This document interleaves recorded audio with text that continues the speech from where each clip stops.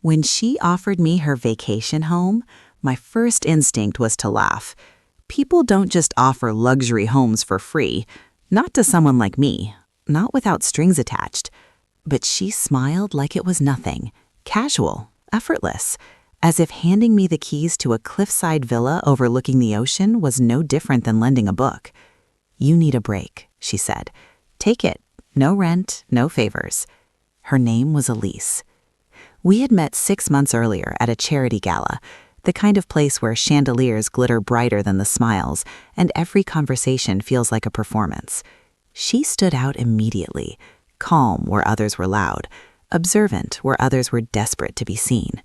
She was elegant, but not flashy, rich, but careful about it. And for some reason, she took an interest in me.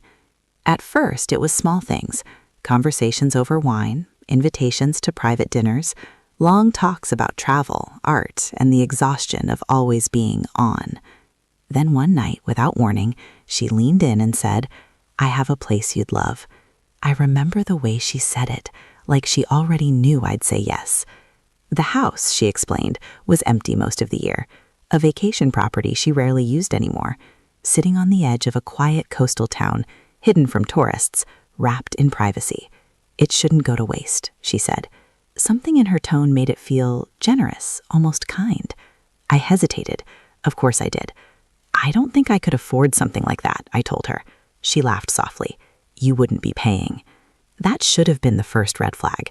But exhaustion has a way of lowering your defenses, and I was exhausted, burned out from work, from life, from constantly feeling like I was running in place. So I accepted. 2 weeks later, I stood outside the house, keys in hand, staring at something that didn't feel real. The villa was massive. Stone walls, floor-to-ceiling windows, a private driveway that curved out of sight like it was hiding secrets of its own. Inside, everything smelt clean, untouched, almost staged. Too perfect. I told myself to relax. People with money live differently. That didn't mean danger. The first night passed quietly. Ocean waves, wind through the palms, a peace I hadn't felt in years. But on the second night, something changed. I woke up at 2:13 a.m. to a sound that didn't belong. A low, metallic click. Not loud, not sudden, intentional. I sat up in bed, heart already racing before my mind caught up. Then I heard it again, from downstairs. Someone was inside the house. I froze, listening, every muscle locked in place. The house was supposed to be empty, isolated, secure. I reached for my phone. No signal. Of course. The footsteps were slow, careful, like whoever it was knew exactly where they were going. I slid out of bed and moved toward the balcony, staying close to the wall. From above, I could see the living room below, dimly lit by moonlight spilling through the glass. That's when I saw them. 2 figures, dressed in black, gloves, faces partially covered. They weren't searching randomly. They were heading somewhere specific. One of them pressed a panel on the wall behind the fireplace. I watched, breath caught in my throat. As a hidden compartment slid open, my stomach dropped. Inside the wall was a safe, and inside the safe, diamonds. Not jewelry store diamonds. Loose stones. Raw brilliance. Dozens of them. Catching the light even in the dark. This wasn't a burglary. This was a retrieval. My mind raced, connecting dots I didn't want to see. Elise. The generosity. The empty house. The isolation. I wasn't a guest. I was cover. Suddenly, a third figure appeared at the doorway. My breath stopped. It was Elise. Calm. Focused. In control. She spoke quietly, but her voice carried. "Pack them carefully," she said. "We're on a clock." My legs trembled. This wasn't just a crime. It was a heist. Organized. Timed. Precise. and I was standing in the middle of it. A floorboard creaked beneath me. Elise's head snapped up. Our eyes met. For a split second, something passed between us. Recognition. Calculation. Then she smiled. Not the warm smile from the gala. A cold one. So, she said softly, you weren't supposed to wake up yet. One of the men moved toward the stairs. I backed away, heart pounding so hard it hurt. What is this? I whispered, my voice barely working. Elise took a slow step forward. A misunderstanding, she said. One that's very inconvenient for you. My phone vibrated in my hand. A message appeared on the screen. One bar of signal, somehow breaking through. From an unknown number. You're not supposed to be there. I looked up. Elise was still smiling. Congratulations, she said. You just became part of something very expensive. The lights went out. And in the darkness, I realized the truth too late. The vacation home was never meant to protect me. It was designed to trap me. And if I didn't play my role perfectly, I wasn't leaving that house alive. The darkness didn't feel natural. It felt deliberate. Every light in the house shut off at once, as if someone had flipped a single switch that controlled everything. The ocean outside disappeared into blackness, and the silence that followed was heavier than the sound of footsteps ever could be. I didn't scream. I couldn't. Fear has a way of stealing your voice before it steals anything else. I pressed myself against the wall, my heart hammering so violently I was sure they could hear it. Somewhere below me I heard movement, drawers sliding, fabric brushing against skin, the careful clink of stone against stone. They were still packing the diamonds, calm, unhurried, as if I was already accounted for. A soft click echoed near the staircase. Then Elise's voice cut through the dark, smooth and controlled. Relax, she said. If we wanted you gone already, you wouldn't be standing.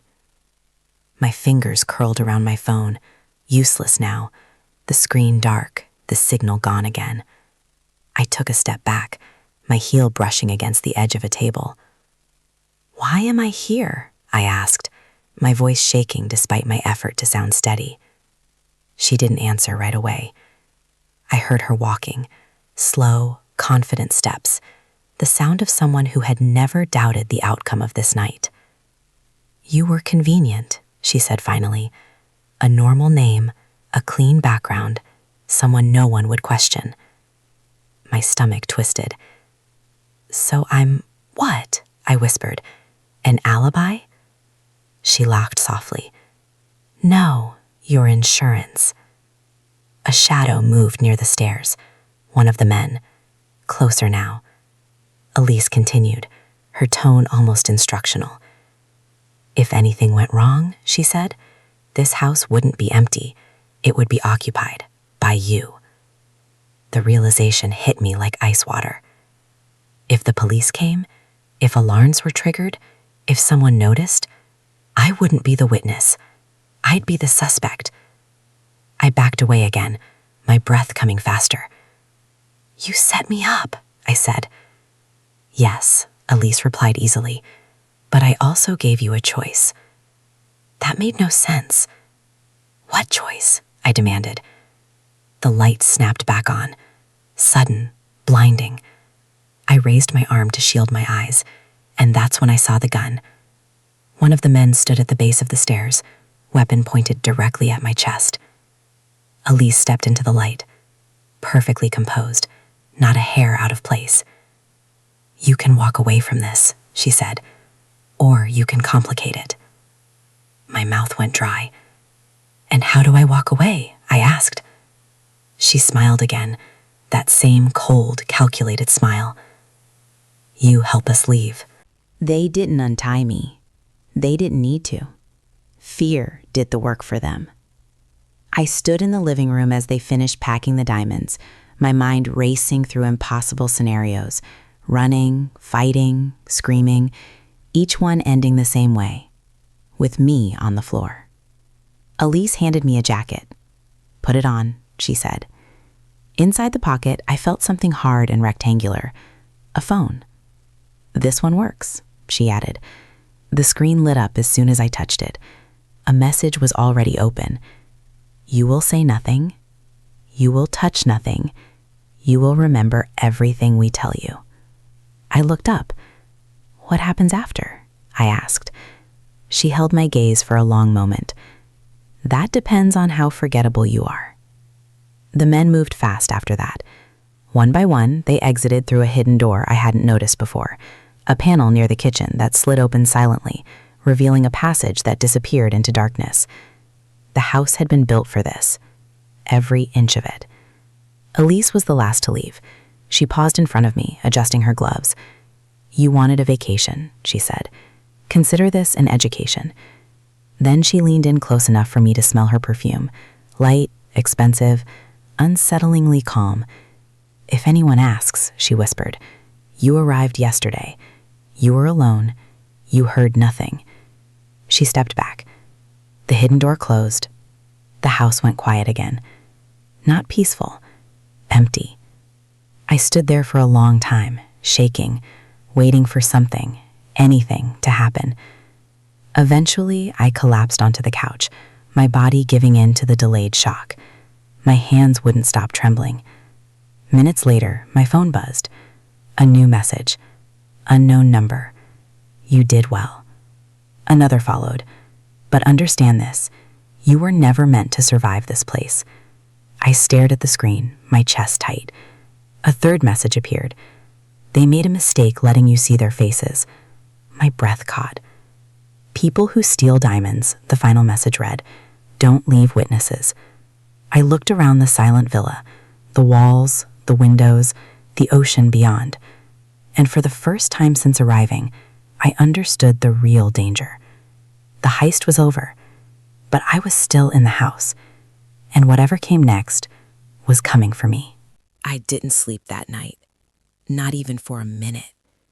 Every sound felt amplified, the creak of the house settling, the distant crash of waves, the low hum of electricity behind the walls. Each one made my muscles tense, my breath hitch, my eyes dart toward shadows that refused to stay still. The villa no longer felt luxurious. It felt staged, like a set built for something terrible, something that had already happened countless times before me. I checked the doors, locked, windows, sealed. The hidden panel near the kitchen was gone, perfectly blended into the wall again. If I hadn't seen it open with my own eyes, I would have sworn it never existed. That was when the full weight of Elisa's words finally landed. You were never meant to survive this place. I grabbed the phone she had given me. The screen was still on, as if it had never gone to sleep. No signal bars. No apps. Just a single open message thread. Unknown number. I typed with shaking fingers. Why let me live? The message showed us sent. No response. Minutes passed, then longer. I paced the living room, every step echoing too loudly. My thoughts spiraled. Was this some psychological game? Were they watching me right now? Cameras hidden behind the walls? In the corners of the ceiling? Inside the smoke detectors? I waved my hand slowly, half expecting a voice to speak. Nothing. Then, without warning, the phone buzzed. You weren't supposed to see the safe. My stomach dropped. I didn't know, I typed quickly. I won't say anything. The response came almost instantly. That's not the problem. I swallowed. Then what is it? I asked. 3 dots appeared. Disappeared. Appeared again. The sun rose without warmth. Morning light filled the villa, exposing details I hadn't noticed before. Faint scuff marks near the walls, tiny scratches on the floor where furniture had been moved too many times. This house had hosted more than vacations. It had hosted operations. I hadn't eaten. I couldn't. My stomach was a tight knot of fear and adrenaline. I sat at the kitchen counter, staring at the phone like it might explode. Finally, it buzzed again. "Get dressed," the message read. "Someone is coming." My heart lurched. "Who?" I typed. "Someone who wants to help you," came the reply, "or end you." That wasn't comforting. 30 minutes later, I heard a car. Not fast, not aggressive, careful. I moved to the window, staying low. A dark sedan rolled into the driveway and stopped. The engine shut off, but no one got out right away. Then the driver's door opened. A man stepped out. He wasn't dressed like the others. No black clothes, no gloves, just a plain jacket, jeans, and an expression that didn't give anything away. He looked up, straight at me, like he knew exactly where I was standing. My phone buzzed. "Get downstairs," the message ordered. "Don't run." Every instinct screamed at me to do the opposite. But I went. The front door was already unlocked. When I opened it, the man smiled faintly. "You must be wondering if I'm real," he said calmly. I didn't answer. "My name doesn't matter," he continued. "What matters is that Elise made a mistake." My heart skipped. "What mistake?" I asked. "She underestimated you," he said, "and she hates doing that." He stepped inside without waiting for permission, looking around the villa with familiarity. "She was supposed to scare you," he said, "not involve you." "Involve me in what?" I asked. He turned to face me. "A war," he said simply. I stared at him, my mind struggling to keep up. "The diamonds you saw," he continued, "they're not just valuable, they're evidence." "Evidence of what?" I whispered. He hesitated, then spoke carefully. "Of people far more powerful than Elise." My phone vibrated again, a new message. "You're talking too much," it read. The man glanced at the phone and sighed. "She's watching," he said. "Of course she is." "What do you want from me?" I asked, my voice breaking. He met my eyes. "I want you to disappear," he said, "before she decides you can't." I shook my head. "I can't just vanish." He leaned closer. "You already have," he said quietly. "To them, you're already the suspect, the witness, the loose end." My chest tightened. "And if I don't go?" I asked. He straightened.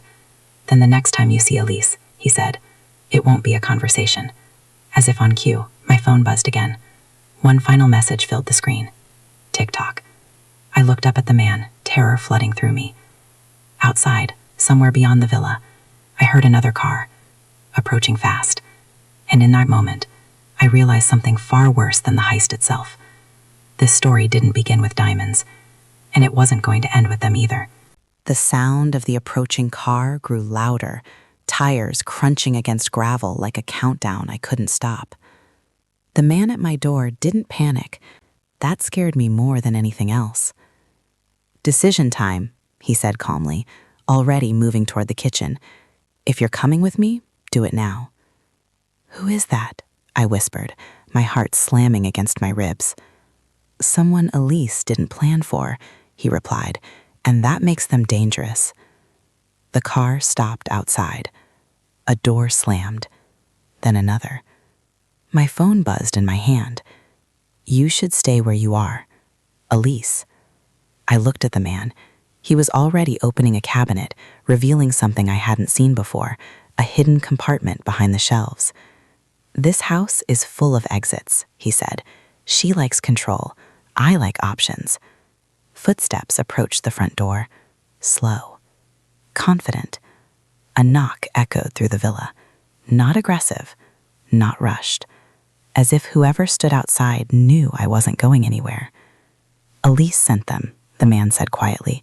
"They won't kill you, not yet." "Then what will they do?"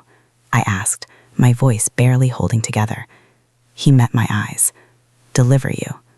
The knock came again, harder. I made my choice. I stepped back from the front door and followed him into the hidden passage just as the lock began to turn. The wall slid shut behind us, sealing out the sound, but not the fear. The passage was narrow, dimly lit, and colder than the rest of the house. It smelled like concrete and metal, like something built to be used quickly and forgotten. We moved fast. "Where are we going?" I asked, struggling to keep up. "Somewhere Elise can't reach you," he said. "Yet." We emerged into a garage hidden beneath the villa. A second car waited there, engine already running. As we pulled out, I caught one last glimpse of the front of the house.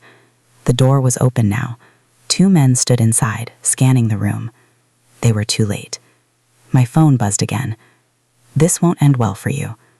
I didn't reply. The car sped away, winding through coastal roads, the villa disappearing behind us like a bad dream that refused to let go. After several minutes of silence, the man finally spoke. "She didn't plan on you leaving," he said. "That means you matter now." I swallowed. "To who?" I asked. He glanced at me.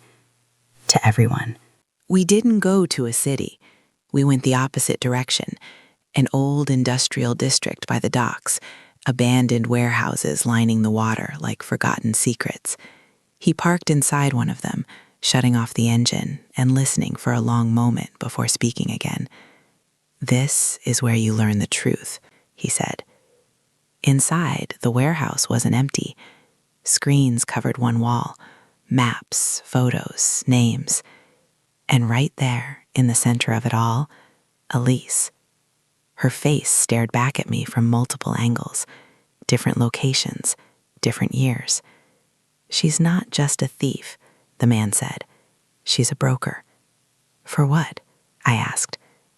"Information, assets, people." My chest tightened. "And the diamonds?" "Payment," he said. "And leverage." He pulled up another image. It was me. From the gala, from the villa, from the driveway that morning. "They were building a story," he continued. "A clean one. You were the final piece." My hands trembled. "So I was supposed to take the blame?" I said. "Yes," he replied. "But you weren't supposed to understand what you were seeing." My phone buzzed again. This time it wasn't a threat. It was a photo. Me entering the villa weeks ago. The message below it read, "We can still fix this." I felt sick. "She wants me back," I whispered. The man nodded. "She needs control, and you are the loose end." Another message came in. "Come home. We'll protect you." I laughed, a sharp, broken sound that surprised even me. "There is no home," I said. The warehouse lights flickered. "That's the problem," the man replied. "And the opportunity." He turned to me. "You can disappear," he said, "or you can finish what she started." I stared at the screens again, the faces, the money, the connections. "And if I help you?" I asked. He didn't hesitate. "Then Elise doesn't just lose the diamonds," he said. "She loses everything." My phone buzzed one last time. Last chance. I looked at the message, then powered the phone off. For the first time since the villa, the fear shifted. It was still there, but now beneath it was something else. Resolve. Because Elise had made one final mistake. She had assumed I would only ever be a pawn. And pawns, when cornered, can still take the queen. Once I turned the phone off, the silence felt different. Not empty, heavy, like the air itself knew something irreversible had just happened. The man watched me closely, as if measuring whether I would panic, regret it, or reach for the phone again. I didn't. My hands were steady now, not because I was brave, but because fear had burned itself out and left something colder behind. "They'll notice within minutes," he said. "She doesn't like unanswered messages." "Good," I replied. The word surprised even me. He nodded once, approving. "She'll move fast," he continued, "but not blindly. Elise never rushes unless she's losing control." He gestured toward one of the screens. A map zoomed in on the coastline, then shifted inland. Dots appeared. Locations, routes, safe houses. "She's already rewriting the story," he said. "By morning, you'll officially be the mastermind." My stomach tightened, but I didn't look away. Bank records, he went on, digital footprints, security footage edited just enough to look convincing. She's done this before. How many times? I asked. Enough that she's still free, he answered. I leaned closer to the screen, studying the web of connections. This wasn't a simple criminal operation. It was a machine, polished, protected, backed by people who didn't appear in headlines. So why haven't you stopped her? I asked. He exhaled slowly. Because every time someone gets close, he said, they disappear, or they decide life is easier if they forget what they saw. I thought of the villa, the diamonds, the way Elise smiled when she realized I was awake. She didn't expect me, I said quietly. No, he replied. She expected someone weaker. The warehouse door rattled suddenly.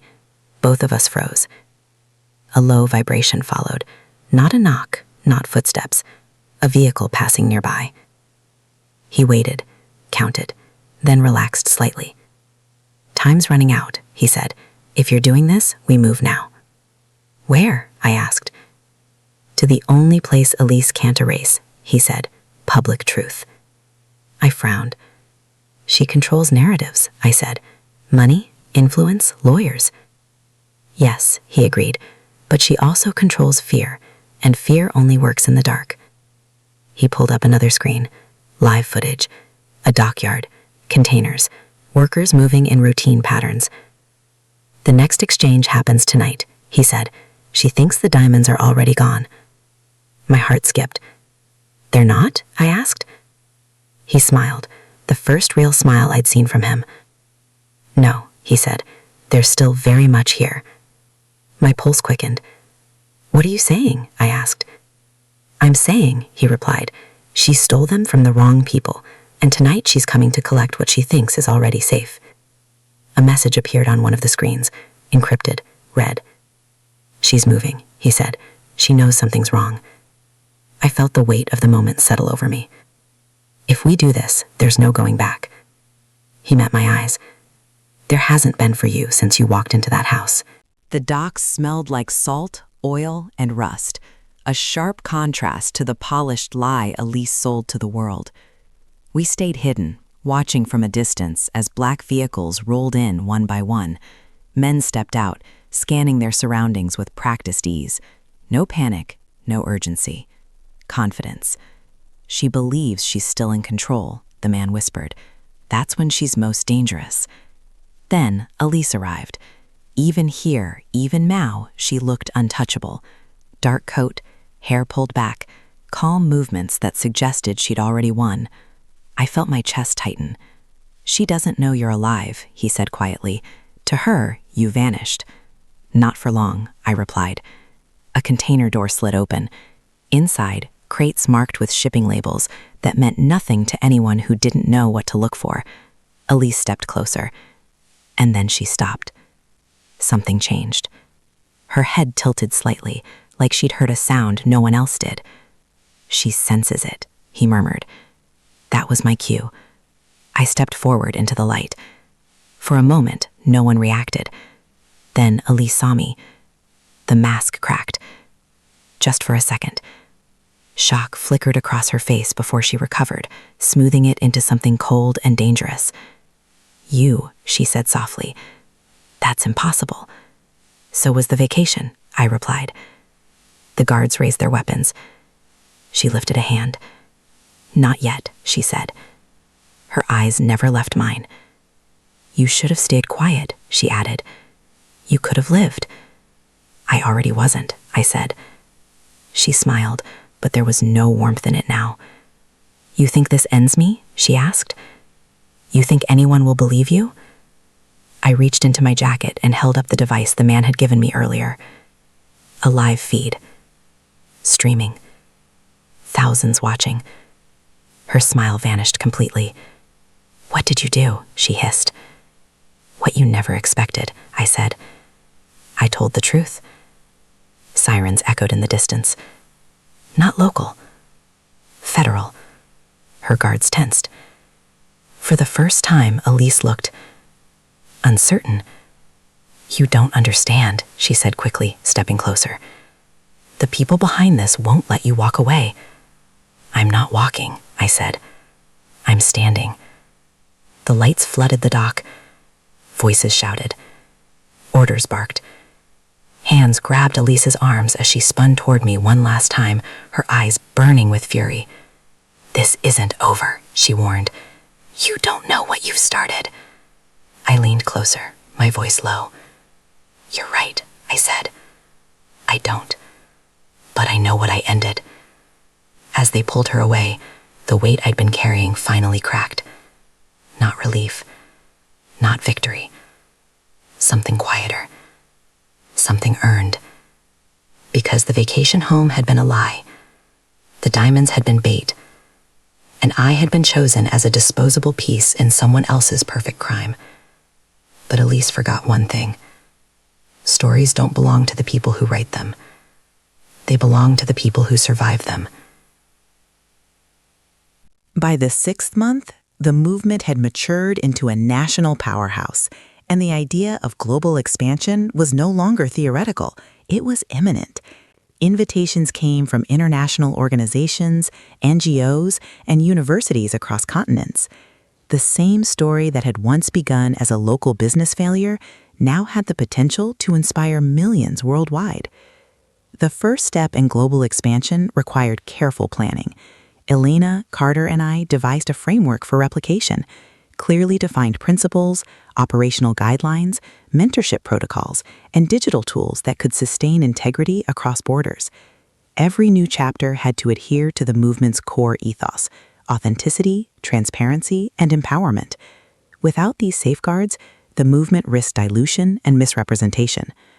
Our initial international outreach focused on English-speaking countries, where social media and entrepreneurial culture provided fertile ground: the UK, the US, Australia, and Canada. Through virtual conferences, collaborative webinars, and online mentorship programs, we shared the movement's philosophy, success stories, and actionable frameworks for replication. Interest exploded. Within weeks, hundreds of international participants joined online forums, creating discussion groups and local projects inspired by the original movement. People were not only consuming content, they were taking action, organizing community workshops, creating peer support networks, and documenting failures to transform them into collective learning. However, global expansion introduced unprecedented complexity. Legal frameworks, cultural differences, and regional expectations required nuanced understanding. In some countries, failure was stigmatized far more severely than in our domestic context, requiring additional sensitivity and localized messaging. Missteps could undermine credibility instantly. To mitigate these risks, we established a global advisory council composed of experts in law, education, psychology, and cultural studies. Their role was to provide guidance, ensure compliance, and maintain authenticity across all international initiatives. With their input, we developed culturally sensitive curricula, tailored mentorship programs, and protocols for ethical collaboration. Simultaneously, global media attention surged. International news outlets featured the movement as a pioneering example of resilience-driven social transformation. Headlines highlighted the improbable journey, a failed business launch evolving into a global movement reshaping perceptions of failure, personal growth, and societal impact. Despite the excitement, new challenges emerged rapidly. International chapters occasionally diverged from the movement's mission, prioritizing visibility over substance or adopting approaches that contradicted core values. Elena and Carter managed constant oversight, training, and intervention to ensure alignment. The team learned quickly that global expansion demanded not only strategy, but relentless vigilance. Meanwhile, the original movement in our home country continued to grow. Regional chapters became self-sustaining hubs, mentorship programs flourished, and tangible societal impact multiplied. Communities reported increased entrepreneurial activity, mental health resilience, and social cohesion. Yet the leadership team remained acutely aware. Success was not a destination, but a continuous process of adaptation, learning, and integrity preservation. The most pivotal moment arrived during a virtual global summit. Thousands of participants from different continents logged in simultaneously, sharing stories, insights, and projects. It was electrifying, a convergence of diverse experiences united by a common philosophy, turning failure into collective empowerment. I addressed the summit live. Your failures are not setbacks. They are stepping stones. They connect us, empower us, and inspire action. What began as a single misstep, a personal disaster, has become a global conversation. But this is just the beginning. The future of this movement depends on you, on every individual, community, and leader willing to embrace vulnerability, act with integrity, and transform setbacks into societal change. The response was overwhelming. Chat boxes filled with gratitude, excitement, and commitments to action. Participants pledged to launch local initiatives, mentor peers, and document lessons learned. The movement was no longer my creation alone. It had become a living, breathing global ecosystem. Yet, even at this pinnacle, challenges tested the movement's resilience. International expansion brought scrutiny from governments, critics, and competing organizations. Some questioned whether a movement originating from a business failure could sustain legitimacy on a global scale. Others feared cultural misinterpretation, exploitation, or commercial co-optation. The team responded by reinforcing governance, transparency, and ethical oversight. We implemented international compliance standards, created multilingual educational materials, and trained leaders in conflict resolution, cultural sensitivity, and ethical decision-making. Every action was meticulously documented and shared with participants to maintain trust and accountability. Internal dynamics also presented new challenges. Leadership fatigue, decision-making bottlenecks, and occasional disagreements arose as the scope and stakes grew. Carter, Elena, and I had to navigate these dynamics carefully, ensuring collaboration without centralization, empowerment without loss of control, and innovation without ethical compromise. Meanwhile, the movement continued to achieve tangible results. Projects ranged from mentorship programs for at-risk youth to environmental initiatives, entrepreneurial incubators, and mental health campaigns. Each success story reinforced the philosophy that failure, when embraced collectively, could generate not just personal growth, but societal transformation. The most remarkable development, however, was the cultural shift. Media, educational institutions, and corporate partners increasingly framed failure as a learning opportunity rather than a stigma. Conversations about resilience, vulnerability, and growth permeated public discourse. What had once been a personal disaster was now shaping cultural attitudes globally. As the movement solidified internationally, we reflected on the improbable journey. A failed business launch, a moment of despair, embarrassment, and self-doubt, had ignited a movement that transcended borders, inspired thousands, and transformed societal narratives around failure and resilience. It was a testament to the power of authenticity, courage, and collective action. The final lesson crystallized clearly. Failure is never final. It is a catalyst, a teacher, and a bridge to something far greater than individual success. By embracing mistakes, sharing vulnerability, and fostering collective empowerment, one can ignite change that extends far beyond personal ambition. And so the movement continues. From its humble, chaotic beginnings to global recognition, it remains grounded in a single principle, that every failure holds the potential to inspire, empower, and transform, not just individuals, but entire communities. What began as a personal catastrophe became a global testament to resilience, authenticity, and the extraordinary power of turning setbacks into social revolution.